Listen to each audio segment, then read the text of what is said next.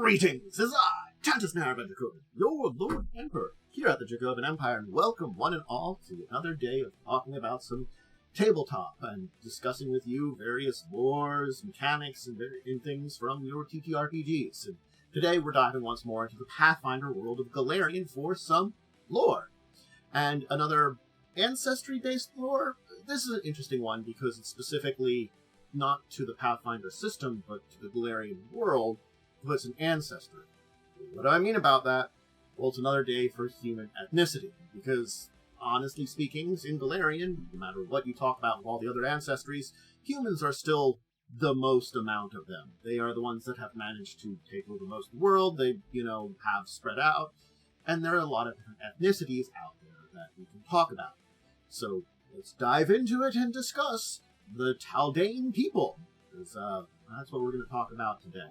So, as I do with a lot of these videos, and a lot of these ways I talk about these, I like to start with, of course, a number of books you can check out to get information beyond this. And I'm going to tell you, this isn't the only place for this information. These are the ones that it was introduced in. A lot of the basic information was established. I think that's something I don't talk about in some of these videos when I talk about the books, is there are other sources that just repeat this information out there. I think a good example would be like the Lost Omens World Guide for 2nd edition. Doesn't really expand a lot of information on Taldan people or Taldor, or like similar books to it, because everything has already been established. We have everything. Taldor and its people, the Taldans, are defined heavily. So we have a lot of information on it. I just wanted to kind of preface this.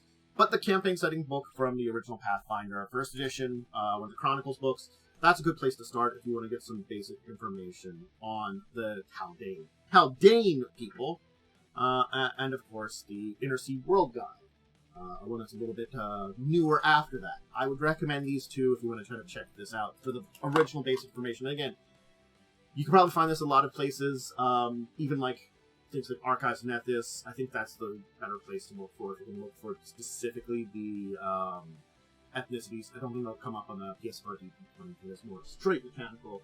Nothing like this, which is technically not mechanical and technically it's settings. And I think that's the important part about ethnicities, is they are settings. So this is a wonderful Taldan noble who is a Taldan person. So, the Taldan people overall, as an ethnicity, are renowned for great skill, intelligence, sophistication. It's one of those things that mimics, of course, the country which they originate from, Taldor. And the empire of Taldor, less of what it is today, but in its historic historic existence, it was the greatest empire that was on Avasti. And even today, it is a modern nation that is very strong and hasn't been conquered. And the Taldan people who originate from there are a key component of that. They are a unique ethnicity that has spread, and some parts of their culture has spread, and made them something that we can talk about rather than minor cultures, minor ethnicities. They are one that is a thing. Now, in general, Taldan people are, the people and the country around them don't have the greatness that they once had, but these descendants of greatness are still there. They're still decadent. The empire still crumbling, maybe? Who knows? But if we talk about them as more the ethnicity, we're kind of separating the country and the ethnicity out. I'll talk about the country. Taldans generally have a pleasant appearance. They're mostly defined as that on average. Many of them are very skilled.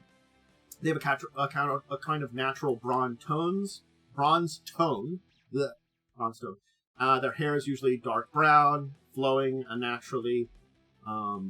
Their appearance is from a mixed ancestry, actually, of Aslanti humans and some of the locals of the region that they settled in Taldor, and the Kelishite blood. Of all the mixed ancestry, of course, the Aslanti heritage is the thing that they are the most proud of, that they are basically a successor state to Aslanti. They, in a way, have seen themselves in past times. Eyes are a little bit on the smaller side. They have grays, greens, and amber being colors that the eyes can kind of have. A lot of their main society clothe themselves in the latest and most fashionable clothes they can afford. The style that is Taldan is imitated throughout a lot of the Inner Sea region. But if you're going to the actual country of Taldor, that's where the flair for high fashion is the best. Men usually have Men usually sport a well-trimmed and kind of groomed beard. Women usually wear elaborate wigs passed down in generations as heirlooms. So, if we look at the history of the Taldan ethnicity, it is intrinsically linked to Taldor, the country.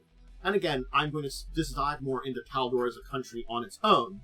But in this kind of session of talking about it, just know that Taldor itself was founded by the descendants of Aslan in negative 1281 AR. They kind of intermixed with the local people, they traded with the Naman Kelishite people, were in good terms with them, and this was the beginnings of what would be the country of Taldor.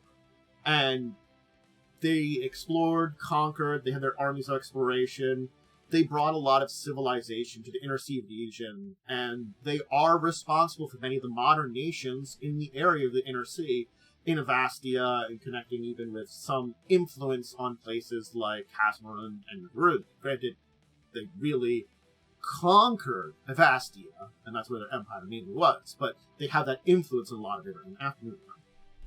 Nations like Andoran, Cheliax, Galt, Lastwall were all members of the Taldor Empire, and therefore had a huge influence of Taldane blood, the ethnicity. The empire broke when the Chelish king had his even-tongue conquest, which broke the empire in 4081, noting that it is 4823 in the actual terms, so this was about a little less than like 750 years ago, was when effectively the great empire of Taldor country broke. So Taldor shrunk. It's still a very large country, just to note, but historically they've been connected with a lot of nations, and even now today, the Taldane people from their home country are connected to a lot of places, have a lot of influence, and their blood can be found in a lot of nations. Absalon, Andoran, Breviary, Cheliax, Druma, Galt, Isgar, Lastwall, Mothun, Neripus, Quadria, Varizia, and Taldor will all have people of Taldane descent in pretty decent numbers. Doesn't mean you couldn't be somewhere else, but all these countries have a very thick blood supply of Taldane people from a combination of the conquests and influence and connecting with them. Quadria for wars more, and some of the other places for wars, but still. You know, it's the connections together that sometimes these places have that result in blood connections. Intermixing, settling, that kind of thing. So, Taldan culture as a people is very Taldor. And it's something you can't really necessarily disconnect, because Taldor as a country still exists. While a lot of ethnicities that are out there are more separated out from the original countries, the Taldane people and the Taldor, the country, are still intrinsically connected because Taldor's still around, and it's still a very powerful country, even though it's lost a lot of power. In general, those Taldanes that are within Taldor are insular. They're obsessed with events that are going on in Taldor, and many of them find foreign events dull and uninteresting, and which is an unfortunate thing that has helped result in the shrinking of the Empire, and that's a kind of heavy-handed way of saying the people that are truly of the culture of Taldan are kind of a little short-sighted.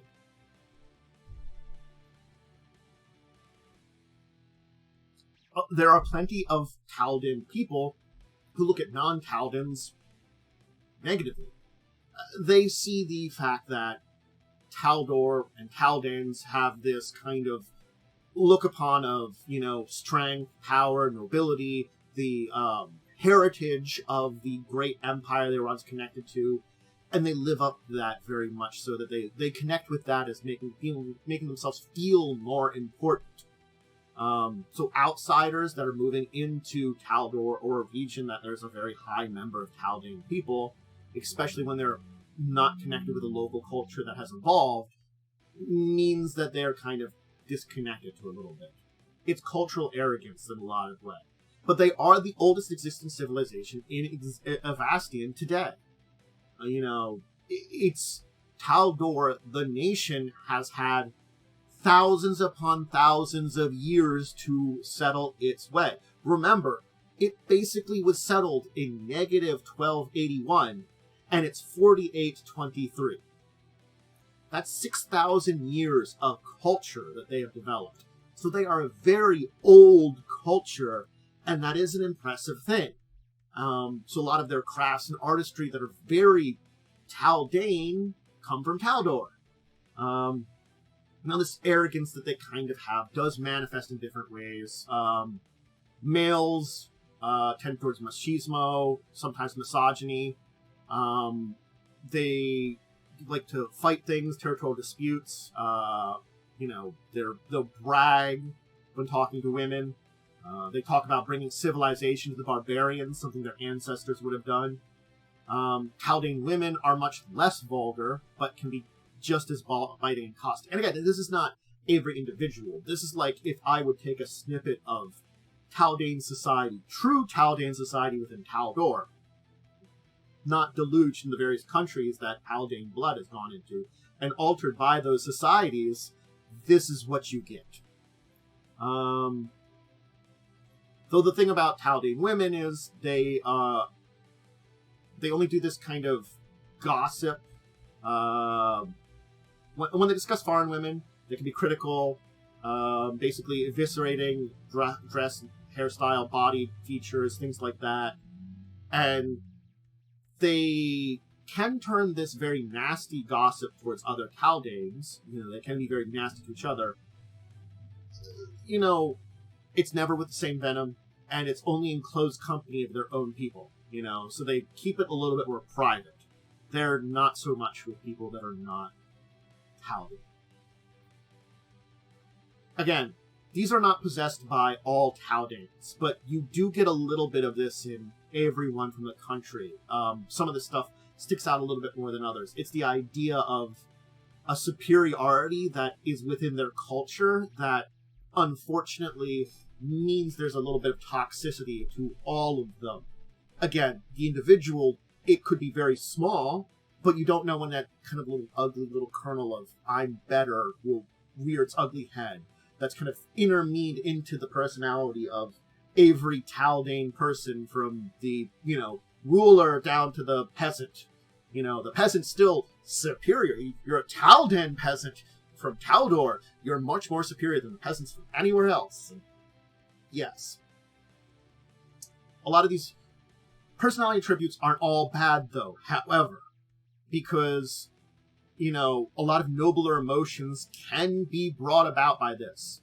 A lot of Taldane people are generous to a fault with time and money. It's an idea that it's not that I'm just superior to you, which can lead to toxicity. It's I'm superior to you, and I've got to do something to help you become better. Which sounds terrible, but they do the right thing because of that a lot of times. So a Taldane person might be very generous and help a beggar out, maybe with help of large sum of monies. Especially, again, especially if it's Taldane themselves, but it could be for anyone, or finding places for them to, help them gain themselves out of this, hard luck that they're in.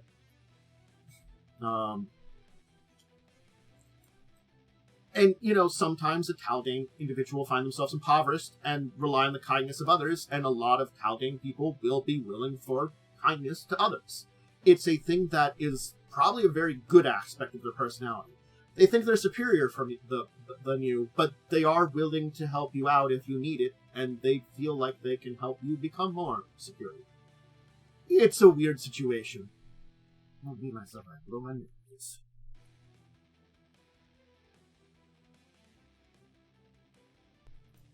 So, Taldan culture worships a variety of gods. Most popular are Abadar, Callistre, Kalin, Norbogabur, Sarame, Shalin, Torag.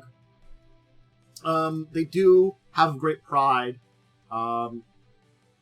that the 4 of their most popular deities, Abadar, Kalin, Norbogabur, and Sherlin, were Taldan's immortal life.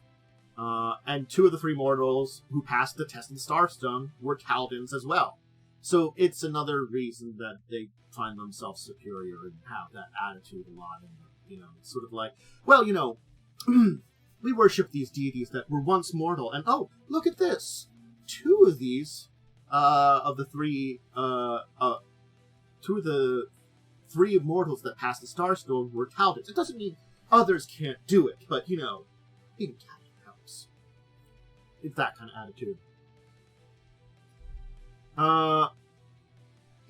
The thing is also, like, Iomade, who's very popular, was Jalaxian, which technically is the descendant kind of from Taldor, so it's another one of those things, so it's like, they really are connected with it. But if you mention that, it's not something, it's kind of annoying to the Taldanes, because also, like, Cheliax is a very difficult thing to talk about. But that's a Taldor the country rather than a Taldane problem. So if we talk about Cheliax and Taldor, we'll save that for that. Now, the common tongue in the Inner Sea region, if we would talk about common language, is Taldane. Because they conquered a lot of people, their culture and language spread through a lot of the region of southern Vastian and a lot of the Inner Sea region. It became the basically key language in the Inner Sea region. And, the ethnic Taldane language is still that. It's the common language. So you will find majority of countries will speak Taldane. Basically common. A lot of them, especially ones when we talk about their languages, that's the thing you can point out. And yeah, there are other common languages in other places of the world, depending on it. If you're talking about, like, Western Gurund, it's Mwangi, Kanzi, it's Tian. But Taldane is the big one in Vastia, Northern Eastern Gurund, and, yeah. So it is still a major language and a major common language in a huge region of the world. Not the entire world, but it is another thing that probably puts the idea in the head of Taldanes of importance. So a lot of Taldanes, if we're talking about naming conventions, prefer important-sounding and exotic names. Some popular female names are Adula, Enonia, Zemne. Male names would be Menis, Vors, with a V, O-R-S, and Xantrian. There are those Taldanes who claim a strong Aslantean bloodline, will go through ancient texts and basically pick out an Aslantean name to basically change their name to strengthen that connection. So,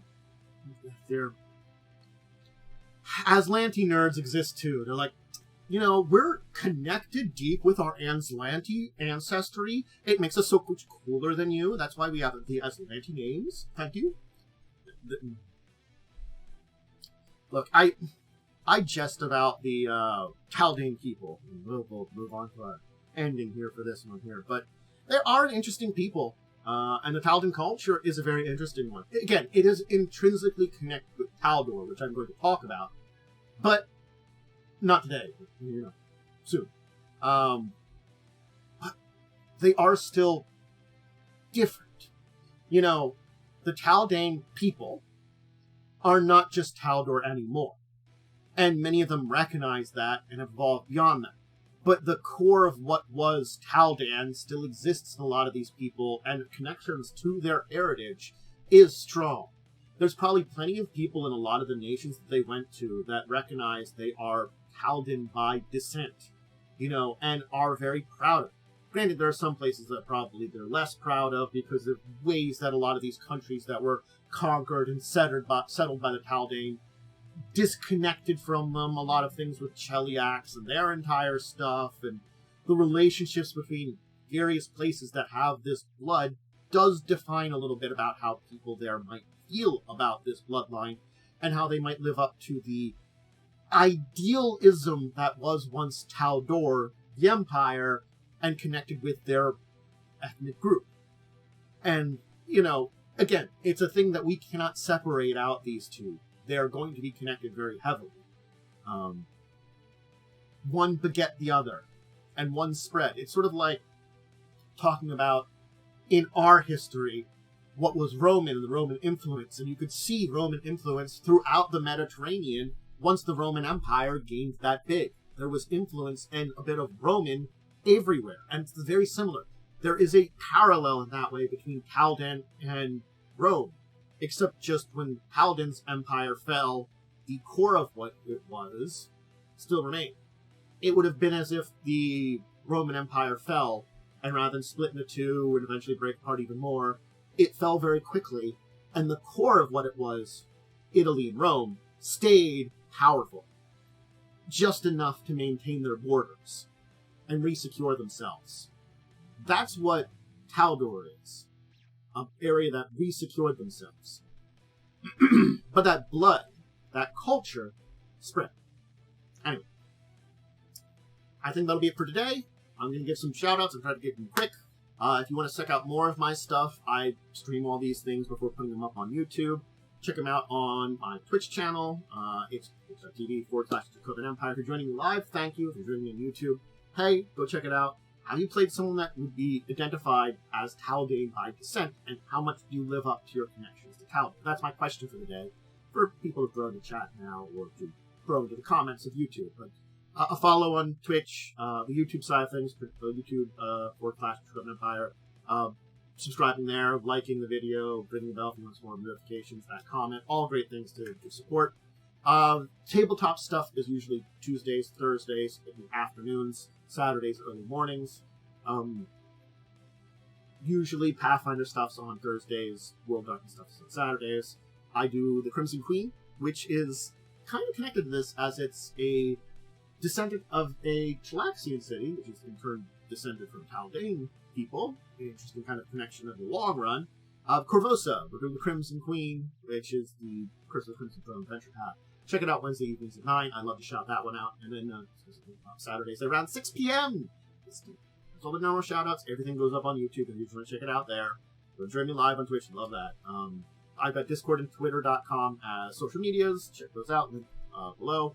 And, yeah, that's it. I think I gave all my shout-outs. I say to everyone out there, please join me live for stuff. It'd be wonderful. I hope you all enjoy these videos and learn more about these various cultures and places throughout the Golarion world, which are very interesting.